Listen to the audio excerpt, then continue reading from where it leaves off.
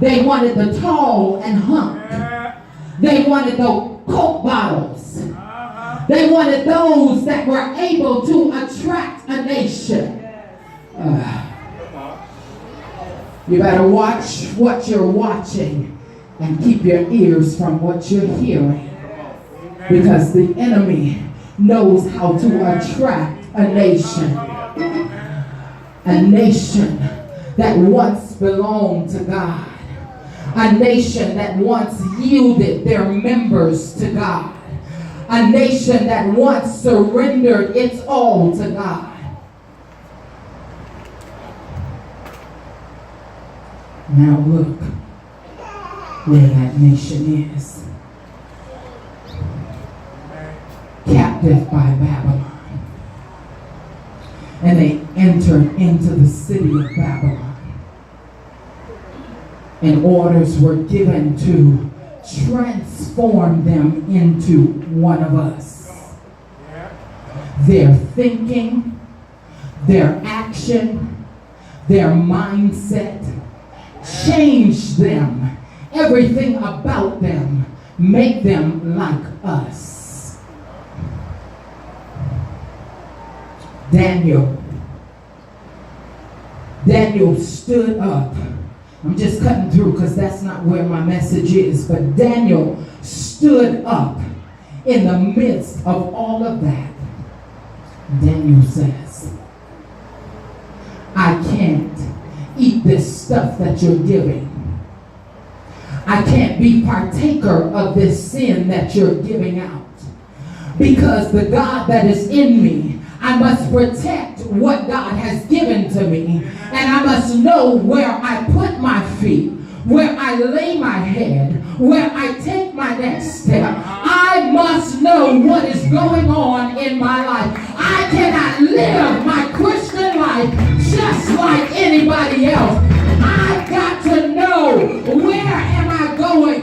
What is going on there? There must be accountability, because the God that I serve holds me accountable for the life that I live in Him. And I must receive the power of God.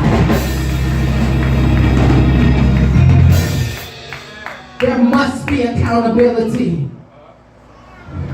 Christians today are accountable to no one. We go and come as we please. We do as we please. And therefore, there is, number one, no power in our Christian life.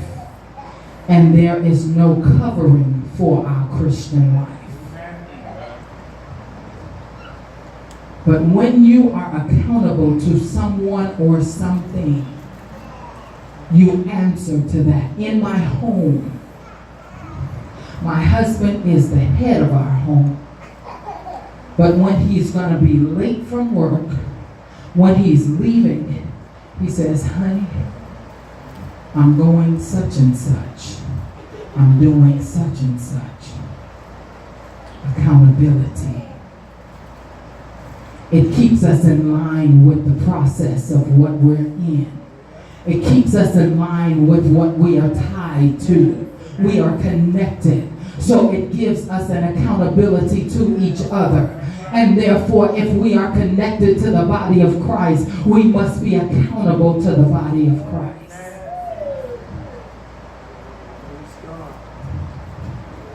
So Daniel stood up, and Daniel says, listen, I know that you guys got some fine stuff over here. I know that this is Babylon, and Nebuchadnezzar spares nothing to make this place awesome. But where I come from, I have, amen, something inside of me that is speaking against me connecting to this thing. I cannot be a part of it. I cannot speak to it. I cannot lay with it. I cannot walk with it. Because Amos 3:3 says, can two walk together except they be agreed? I cannot be a child of God and walk with the enemy too. That means one will pull the other. Glory to God. So I must hold myself responsible for the life that I'm living and the steps that I'm taking to get there. Christianity is not just a tone. It's not just a form. It's not just a shout. Christianity is a relationship with the King of Kings and the Lord of Lords.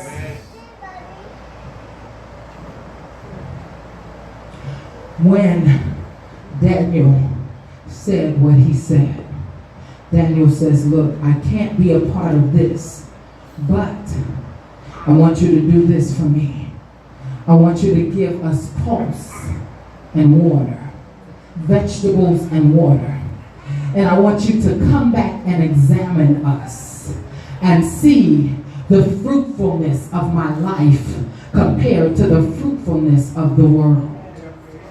And I want you to tell me if there is not a very vast difference between me and them. Because if there is no difference between me and the world, I need to check myself.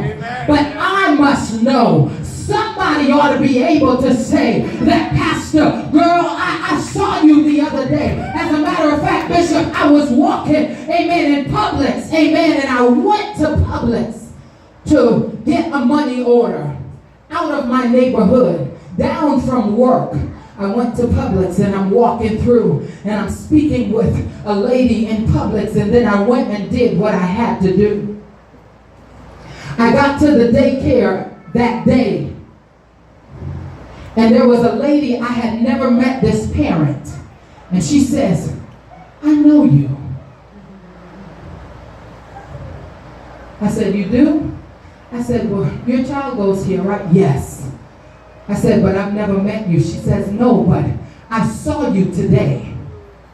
She said, I saw you because I recognized that bag, and I said, man, that's a beautiful purse. Solita, that's a beautiful purse. She says, I recognize your purse. And I said, man, that's gorgeous. I would love to have that. She said, and I walked by and I stood off a little bit. And I was listening as you were talking with this lady about church. She says, but if I had seen you doing something else and you walked up here and said, you own this place where my son goes, I would have pulled him out.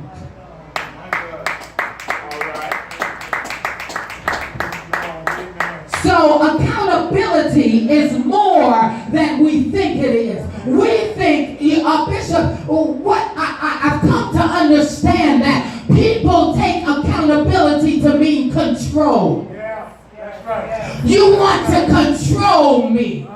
You want to tell me what to do. You got to be home at 12. You ain't controlling me. You're not my mama.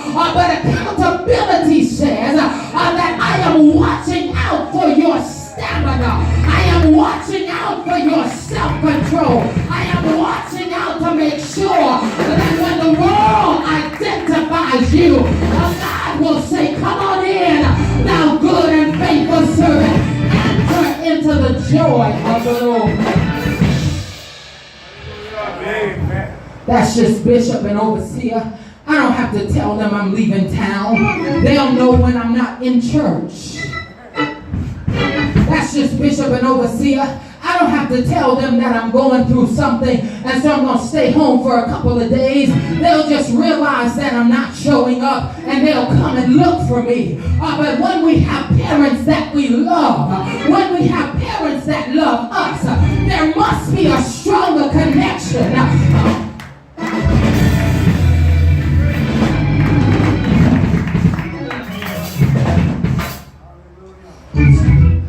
Let me get to the end. So Daniel ate the pulse and drank the water. And the word of God says that the prince of the eunuch came back and he looked at them. He examined them because his job was on the line. His life was on the line. So he had to make sure that this thing worked out all right. Well, otherwise, we're going to put you in a corner and feed you steak. But you cannot be lacking than the others. Oh, but I'm so glad that I serve a risen Savior. I'm so glad that the joy of the Lord is my strength. I'm so glad that the appearance that I have does not depict what I eat in the natural, but what I eat in the spirit. Are you going to know who I am by what I eat in the spirit? You're going to know how I live by what I eat in the spirit. Glory be to God. This is where the church is lacking. The church has sided with the enemy. The church says steak, I'll eat that. The church says a glass of wine, I'll drink that. The church says ice cream, I'll take that. We have become a glutton to sin, and we are still shaking ourselves at other times. But the reality is that the power that God gives does not come out of the flesh. But you gotta have substance in your spirit in order that you can rise up and proclaim the gospel. There's gotta be more to life than just how we live. There's gotta be more to life than a nice new wig. There's gotta be more to life than the next great job. There's gotta be more to life than my next brand new car. Gotta be more to life than the house I live in. Gotta be more to life than my children are all graduated. Gotta be more to life than the money I flash around. I need to know that the life that I got, it has substance that flows from within. It has substance that calls from the deep. Deep calleth unto deep. I cannot live my spiritual life with any success unless I live it on the word of God. I cannot walk with any success unless I'm hand in hand with the master. Glory be to God. We cannot fake it. We cannot try to make others see us in a different light. The problem is we got a nation called the church. We got a few that are really holding up the bloodstained banner of Jesus Christ. We got a whole vast amount of people that say, I love the Lord. He heard my cry. He pitied every groan. As long as I live, I'll hasten to his throne. But when trial and temptation come our way, here we are. I'm bound to sin. I cannot live a life that pleases the Lord. I'm bound to sin. I can't say no. I'm bound to sin. But what we have failed to understand is that your sin is bigger than you. Your trial is bigger than you. Your tribulation is bigger than you. When you rise, others rise with you. But when you fall, others fall with you. So we gotta be careful the life that we live. We are a body of born again believers, standing up for truth, standing up for righteousness. The word of God says that they looked over Daniel and they looked over the three Hebrew boys and they found them fairer and fatter than the other men. That told me something. It told me, Bishop, I don't need the bling bling, but somebody will know who Reverend Bernette is. Not by my gold, not by my hair, not by my clothes, but by my spirit. The Spirit of the Lord has anointed me to preach good tidings unto the poor. He has given me authority. He has given me power. Glory be to God. So when we find ourselves locked up with Jesus, we will understand what it is that we got to do.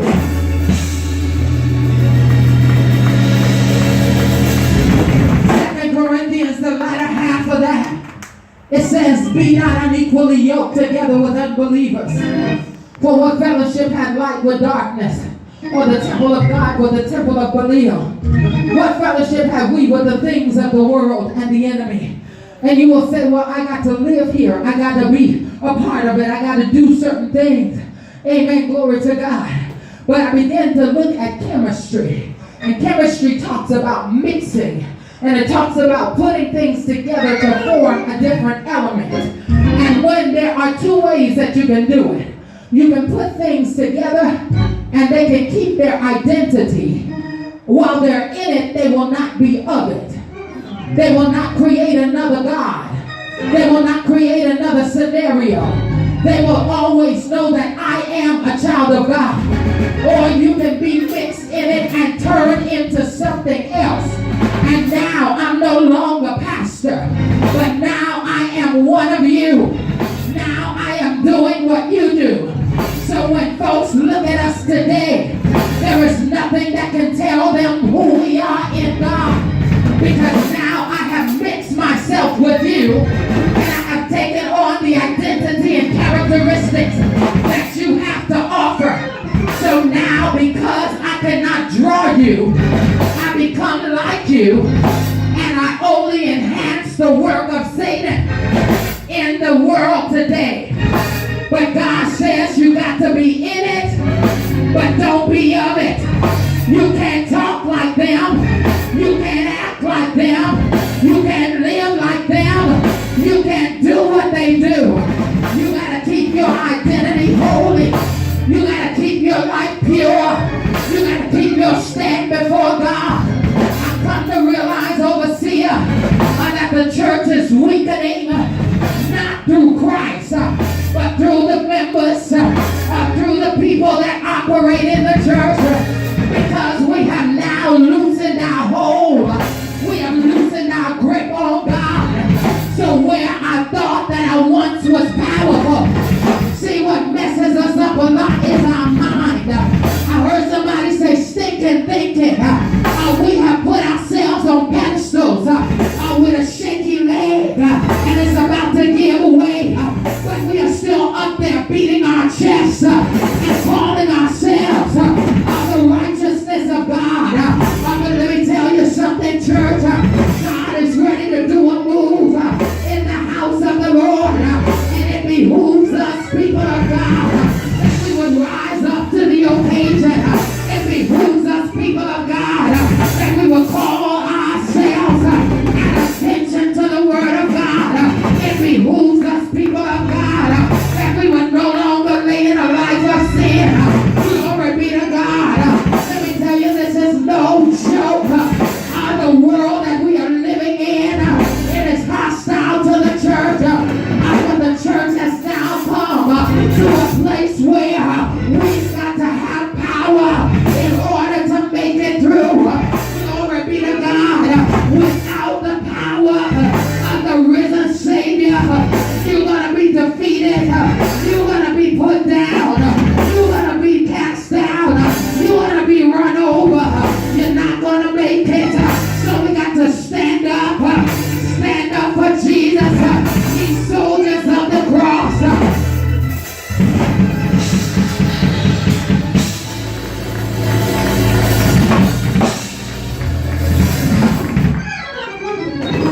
I'm done.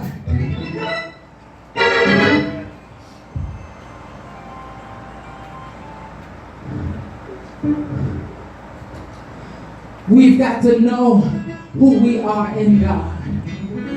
We cannot yoke together with unbelievers. The things that go on in this world is deeper than we see, and it plants seeds in us that we don't realize are there until we see the fruit of that seed. That's why you say, what? How did my daughter, what happened? I didn't. The seed was planted and it was allowed to grow. And because the church has lost our spiritual ear and our spiritual eye, we cannot see the enemy before we see his manifested power.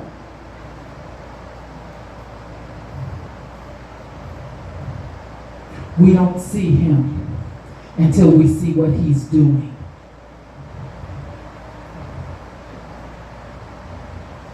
But we must recognize, church, we must recognize where we are. We must recognize whose we are. And we must recognize that God has something in us that he demands that we protect. He's not asking, he demands that we protect it. When we are Christians, when we get saved, the truth is, we are not our own. That's the truth. But the reality is that we are our own. I was talking with my husband the other day, and I'm closing. And he brought up a scripture that talks about when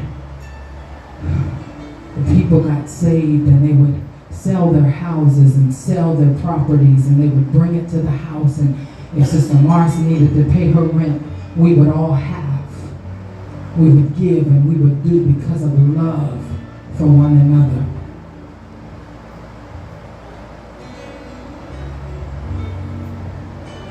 But salvation is a far cry from that today. It has become a one-man pony show. The church, all I want to say is let the Lord be Lord of your life. Let him rule, let him reign. All of the secrets that we harbor in our spirit, let it go. Let it go. Because the reality is God sees all.